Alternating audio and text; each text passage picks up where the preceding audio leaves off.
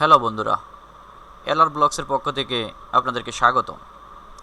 আজকে গণিতের আরও একটি অংশ দেখব। আজকে পঞ্চম শ্রেণীর গণিতের প্রথম অধ্যায়ের গুণ করো। এখানে 6 নাম্বার অঙ্কটি দেখব। 6 নাম্বারে আছে 309 গুণন 207, অর্থাৎ 309কে 207 দ্বারা গুণ। প্রথমে লিখি 309 309 এবং 207 বাম পাশে গুণ চিহ্ন দেই। প্রথমে আমাদের 7-এর ঘরে নামতা জানতে হবে। 7 দিয়ে 9কে গুণ করতে হবে। 7 9 63, 63 3 এবং বাকি থাকলো 6। 7 দিয়ে 0কে গুণ করলে 0 হয় এবং হাতে যে আমাদের 6 ছিল, এই 6 এখানে বসবে।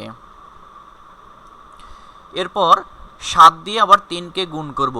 7 3 21, যেহেতু 3-এর পরে আর কিছু নাই, তাহলে আমরা এখানে 21 বসিয়ে দেব। এরপর এক ঘর বাদ দিব, বাদ দিয়ে 0 দিয়ে আমরা এবার গুণ করব।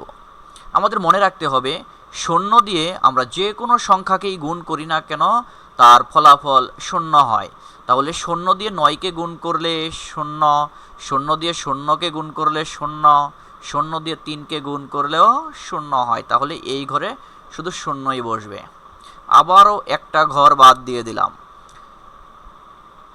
এবার 2 দিয়ে 9কে গুণ করব। প্রথমে 2 দিয়ে 9কে গুণ করলে 18 হয়। 18-র 8, হাতে থাকবে 1 এবং 2 দিয়ে 0কে যখন গুণ করব তখন 0 হবে এবং হাতের এই 1 এখানে বসবে। এবং 2 দিয়ে 3কে যখন গুণ করব তখন 6 হবে। এরপর এটা আমরা যোগ করব। এখানে 3 আছে, আর কিছু নাই, তাহলে এখানে 3, এখানে 6 আর 0 যোগ করলে 6, 1 0 এবং 8 যোগ করলে 9,